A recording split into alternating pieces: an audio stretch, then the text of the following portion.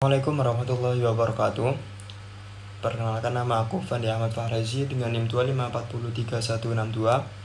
Di sini saya akan menjelaskan rangkuman dari makalah yang telah kami buat dengan judul makalah Pendelegasian Wewenang dan Asas-asas Pendelegasian.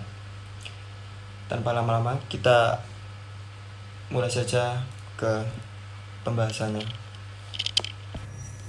Pengertian pendelegasian wewenang. Apa sih pendelegasian wewenang itu? Pendelegasian dijelaskan sebagai tindakan memberikan sebagian kewenangan dan tanggung jawab kepada orang yang dianggap mampu, entah itu dalam organisasi atau perusahaan. Delegasi menjadi representasi resmi yang menjalankan tugas atas nama pimpinan. Intinya, pendelegasian adalah memberikan pekerjaan untuk mengambil keputusan dan kewajiban mempertanggungjawabkan hasilnya. Proses ini memberi manfaat seperti mengembangkan kemampuan bawahan, meningkatkan efisiensi, dan membuat pimpinan bisa fokus pada tugas strategis dan memaksimalkan potensi anggota organisasi.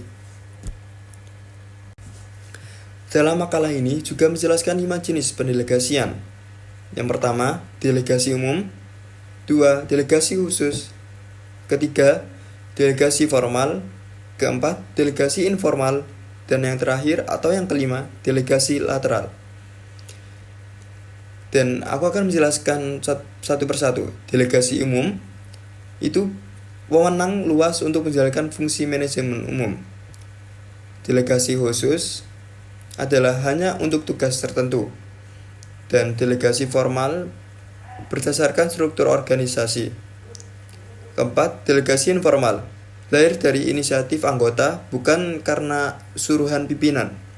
Dan yang kelima, delegasi lateral adalah dilakukan antar anggota dalam koordinasi. Dalam makalah ini menekankan 3 unsur utama yang harus berjalan seimbang.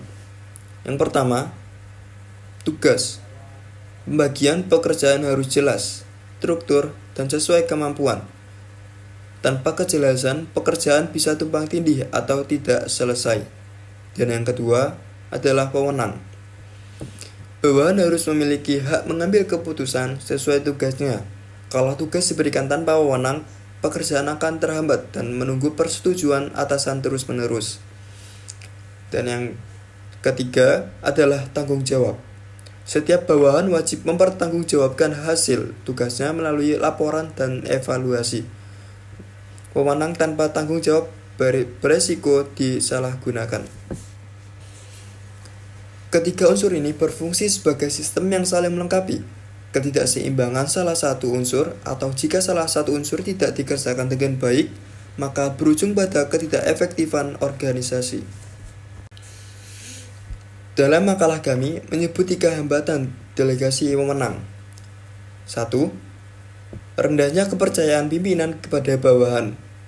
Banyak pimpinan merasa hanya mereka yang bisa menyelesaikan pekerjaan dengan benar. Akhirnya, delegasi hanya formalitas tanpa pelimpahan keputusan yang nyata. Kedua, kejelasan peran yang buruk. Tugas diberikan tanpa batasan wewenang yang jelas, membuat bawahan ragu mengambil keputusan dan membuka peluang konflik internal. Dan yang ketiga, komunikasi yang tidak efektif. Instruksi tidak jelas, tidak ada umpan balik, atau standar kerja tidak dijelaskan. Akibatnya, tugas berjalan dengan lambat dan tidak sesuai target. Baik, kesimpulan dari makalah yang telah kami buat ini, pendelegasian wewenang adalah mekanisme penting dalam organisasi. Tanpa pelimpahan tugas, wewenang, dan tanggung jawab yang tepat, organisasi tidak dapat berjalan efisien.